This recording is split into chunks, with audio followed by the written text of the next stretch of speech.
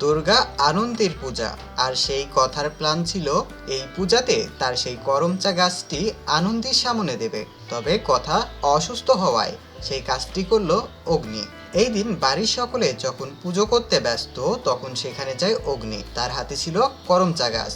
এরপর অগ্নি মনে মনে বলতে থাকে, দেখ আমি তোর কাছ থেকে অনেক অনেক কিছু চেয়েছি, কিন্তু তুই একটাও আমাকে দিসনি। তবে এবার তুই দয়া করে কথার জ্ঞানটা ফিরিয়ে দে। এরপর হঠাৎ করে দুর্গা আনন্দের হাত থেকে একটি লাল রঙের জবা ফুল পড়ে যায়। আর সবাই তখন অবাক হয়ে হাসতে থাকে। আর ঠিক তখন খুশি হয়ে আর কোনো দিকে না তাকিয়ে সোজা ফুলটি নিয়ে কথাকে সুস্থ করার জন্য হসপিটালে চলে যায় অগ্নি। এরপর অগ্নি কথার মাথায় সেই ফুলটি রাখে এবং কথাকে বলতে থাকে, কথা তুই প্লিজ সুস্থ হয়ে যা।